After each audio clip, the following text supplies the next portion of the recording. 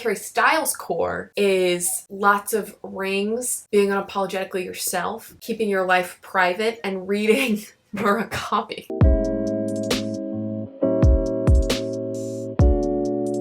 Hi besties, welcome. I hope you're doing well. Today we are doing a video that I have been excited about since the announcement of Harry's House. I see your inevitably Grammy-winning junior project $1 million enterprise, and I raise you your booktube video. Seems we're at an impasse. This week in this video, I'm going to be reading Harry Styles' favorite books. The handsome, the talented, the narcissistic. One of my personal favorites, Mr. Harry Styles. I have a big old stack of books next to me because if there's one thing Harry Styles is gonna do, it's read. He is always having like a hot girl, smart girl, reader girl moment. And I love that for him. Originally, I was gonna do a One Direction themed video where I read each boy's like favorite book, but there actually is no proof that the other members are literate. And that's not a judgment. They have more important things to do, like writing banger songs. But Harry, if there's one thing he's gonna do, it's read a little book. Let's go ahead and get started. Siddhartha or Siddhartha by Hermann Hesse, or maybe Hermann Hesse. I don't know how to pronounce a single word on the cover of this book. What did Harry Styles say about this book? He said that a friend had given him this book and that he read it while they were traveling together, and that he thinks that it's a very, very important book and he really related to it. So that's interesting. It's pretty short. All I know is that it's about one man's spiritual quest. Basically, I know that the main character, Siddhartha, like leaves his family to figure out what it is he believes in, and he goes through different cycles of types of life and society. I'm not huge into religion, but I can get down with some spirituality. So I'm hoping that I'll like this one. Next up, I have Love is a Mixtape, Life and Loss, One Song at a Time by Rob Sheffield. Fun fact about Rob Sheffield. Recently, a Rolling Stone article came out where it ranked all of Harry's songs that he's ever released, and Rob Sheffield wrote it, which is really cool because Harry has talked a lot about his love of this book and of Rob Sheffield. And so then that's such a full circle moment. When asked what book he would read over and over for the rest of his life if he could never read another book, he said this book and one other book in this stack. So this is clearly very high on Harry's list. And from my understanding, Rob Sheffield lost his wife and is telling the story of his grief through mixtapes that he actually made and listened to during this time in his life, and kind of tying all of his grief back into these songs. Each chapter starts with the actual mixtape, and it has basically a playlist, so you could theoretically listen as you read along. I'm excited about this one. I think it's gonna be really good. The other book that Harry said he would read for the rest of his life if he could never read another book is Norwegian Wood by Haruki Murakami. Excuse me. Murakami makes me burp. I've never read a Murakami. This will be my first. I'm very excited and also very scared. From what I've seen, people think his prose is really beautiful and his writing style is really engaging, but there's also a lot of like objectification of women. I've heard that it's kind of male gazy, not like male gaze, like male gaze. I've heard some people say that it's pretentious. Look, I can get on board with some pretentious writing. I hate to say it. I know it's about a young man who's studying in Tokyo and his relationship with a female friend of his, and their mutual friend killed himself when they were in high school. And so it's about them dealing with that loss, but also how it brings them together. I think that I'm gonna land on the side of really liking this.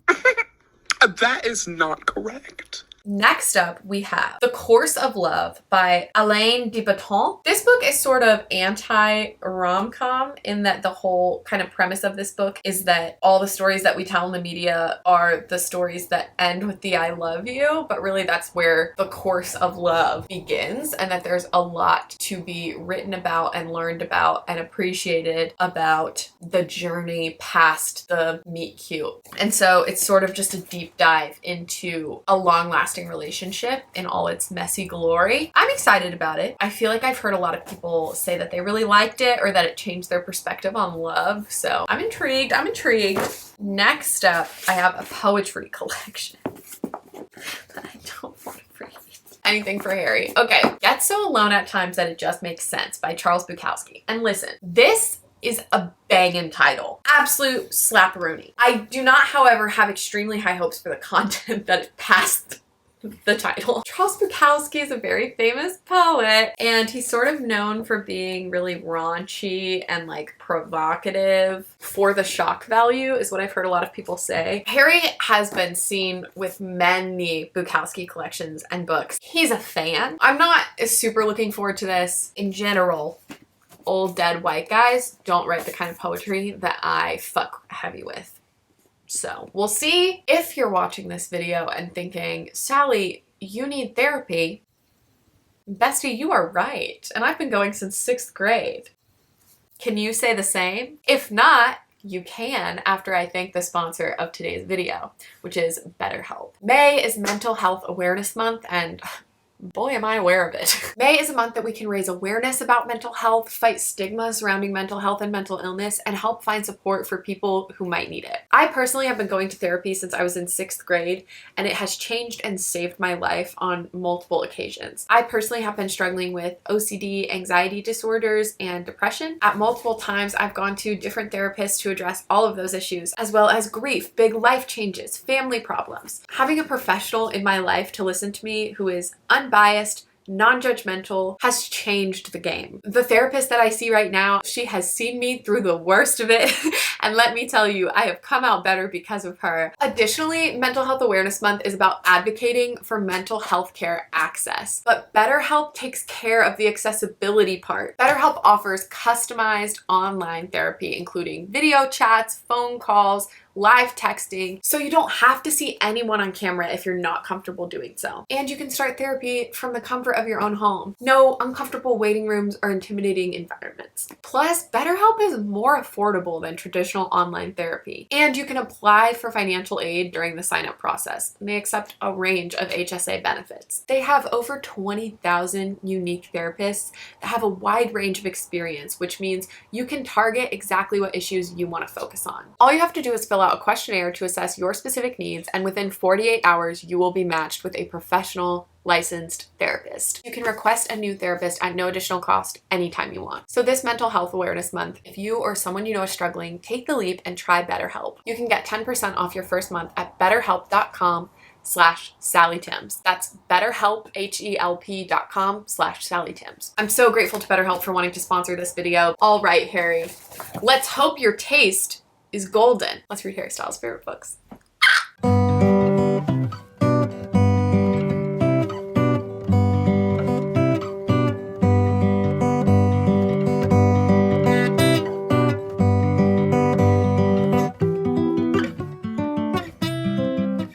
First of all, first things first, Harry's House is a masterpiece. It's so good, it's amazing, it's wonderful, it's beautiful, and I can't stop listening to it. I have posted my full ranking of all the songs on TikTok. I've been getting some angry texts from my friends about them who think I'm wrong. The gag is, no, I'm not. Grape Juice, best song I've ever heard. Will not tolerate any grape juice slander in the comments. Excuse me, mouth, wake up. There's something really grapey coming down.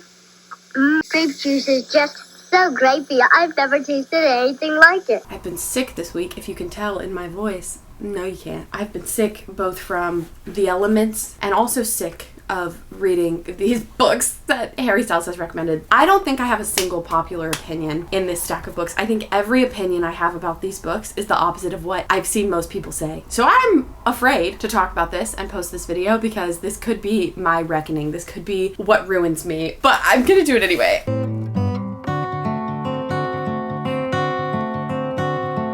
First up, I read Love is a Mixtape. I know that a lot of people really, really love this book. I had really high expectations for it and it fell a little bit short for me. Obviously, this is a real person's very real experience with grief, and so I'm not going to say that it was wrong or that it was bad because it wasn't. I just didn't resonate with it as much as I have with other similar writings. There were so many really beautiful moments that were so good, took my breath away, amazing, but the rest of it in between just fell a little bit flat. I do think it was good. I just don't think it was my favorite. There is a section in this book I highlighted because obviously one of Harry Styles' big mantras is treat people with kindness. There's a passage in this book that I think very easily could have inspired that, or at least fueled that. And the passage goes like this: human benevolence is totally unfair. We don't live in a kind or generous world, yet we are kind and generous. We know the universe is out to burn us, and it gets us all the way it got Renee. But we don't burn each other.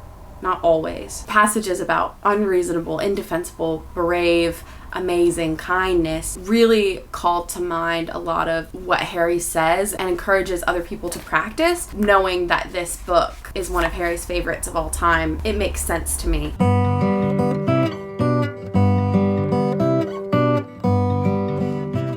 Siddhartha by Hermann Hesse. This book I have already forgotten most of because I found it pretty boring. I'm not feeling fabulous. This book to me felt like reading a more adult version of the Pat Sat on a Mat books, because it was just like he did this and then he did that. And then he went there, and then she did this. And I just felt kind of meh about it. Some of the messaging, again, I really liked. I liked the idea that humans are worthy of love and care and generosity, even when they are flawed. I really appreciated some of the commentary on seeking versus finding. You don't always have to be looking for the next best thing. Try to be content with what you have, and then along that path, you will find other things. That was very interesting to me. But that was sort of all packed in the last, 30 pages. He had to do all of these things in the beginning that were very boring and that I didn't really care about, to be honest, to get to this point where he can have this philosophy at the end. And his philosophy I find very interesting. I just felt like, why did Hermann Hesse not just write an essay about what he felt? I guarantee you,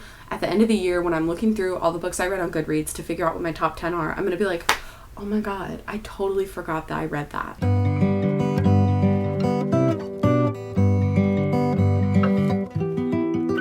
The Course of Love. I didn't like it.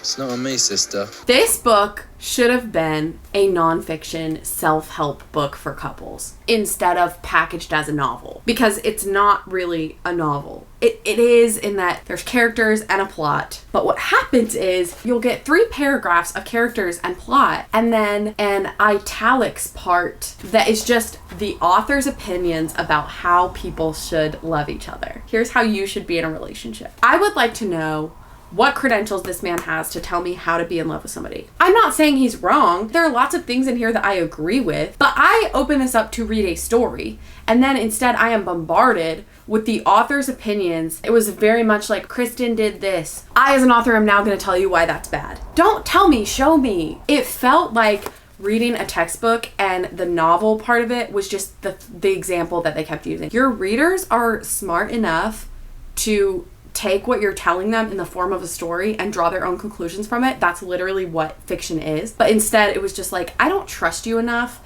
to get my point, so I'm gonna put it in italics again just to make sure you know. This felt like I read the director's commentary of this book. I think there are really good points in this. The idea of this book is that all the love stories that were spoon-fed from the time we're young end with the choosing to be together, and they don't necessarily dive into what a marriage looks like, what being parents together looks like, what it looks like when you're 10 years deep into a relationship and you're annoyed with each other and you're frustrated and you're unsatisfied. And I love that idea, but I just wish that he would show it to me instead of telling it to me. The through line of all of these books that I read is that there are some good lines, but a few good lines does not a good book make. I'm not a fan of this book. I do not like it.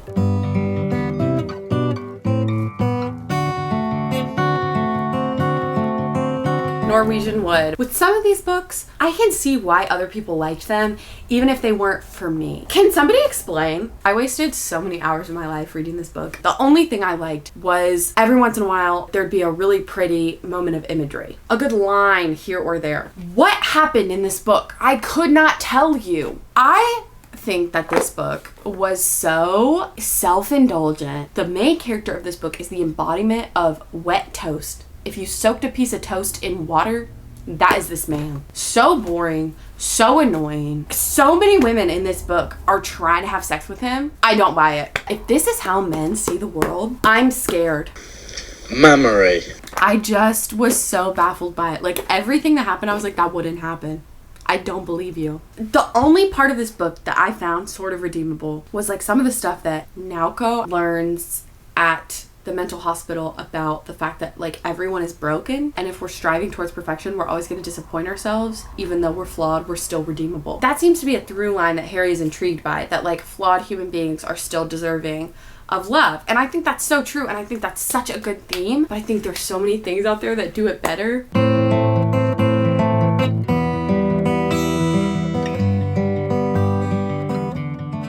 People sort of universally on BookTube hate Charles Bukowski. I've only ever seen people say bad things about him. I liked it. I kind of vibe with Charles Bukowski. I don't vibe with like the misogyny of it all. See, I believe that a work can be deeply flawed and still have value. Because as we were saying before, human beings can be flawed and can be broken and can still deserve love. Listen, would I want to meet Charles Bukowski? Absolutely not. Could you ever pay me to go on a date with this man? Not for $1 million. But could the man write some really terrific verse? Some of it really slapped. In this collection specifically, there's a lot about the bravery that it takes human beings to just continue. The human urge to carry on in the face of so much shit. That is brave and commendable. And I agree with that. There were also a lot of poems in here that I thought were stupid. But the ones that were in here that were good were really fucking good. I'm sorry, okay? Maybe I like Charles Bukowski. I will say, there was one poem called I Am Not a Misogynist, and I was like, well, if you gotta say it. The last one in the whole connection is called It's Ours, and it just goes, there is always that space there just before they get to us. That space, that fine relaxer, the breather, while say, flopping on a bed thinking of nothing, or say, pouring a glass of water from the spigot while entranced by nothing. That gentle, pure space, it's worth centuries of existence. Say, just to scratch your neck while looking out the window at a bare branch. That space before they get to us ensures that when they do, they won't get it all.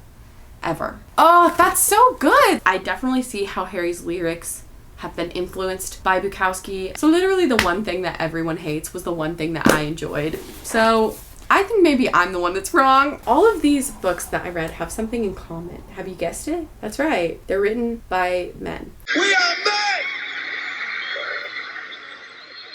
We're men! So I'm going to give Harry some suggestions of books that do similar things that are written by women that I think are better. Love is a Mixtape. My recommendation for this is Crying in H Marked by Michelle Zauner. Also a memoir about grief and the loss of a loved one. But overall, it's more poetic and it's so solid and so good and so beautiful, and Michelle Zauner is amazing. My recommendation for Siddhartha, it doesn't make a ton of sense, but it's Bluettes by Maggie Nelson. It's not about a spiritual journey, but it is good. Both the covers are blue. It's really poetic, and it is about a woman's journey through the ending of something. If you want a book about a complex relationship with complex characters that is not always sunshine and roses, and that in fact has many hurdles, but also talks about and celebrates the ways that humans can change each other, you should read Sally Rooney. She shows you instead of telling you and spoon feeding you the messages. Norwegian Wood. The female version of this that is one of the best books ever written is The Bell Jar by Sylvia Plath. Haruki Murakami read The Bell Jar and said, I'm gonna write that but worse. It's also about a woman who is dealing with mental health issues. It also largely takes place on a mental hospital. My parallel recommendation for Charles Bukowski is not poetry. It is Eve Babbitt's Slow Days, Fast Company, The World of Flesh in LA. It's about carnal desire. It's about sex. All of the things that this is about, but it's more delicate while not shying away from those harsh topics. All this being said, I love Harry Styles more than words can possibly express.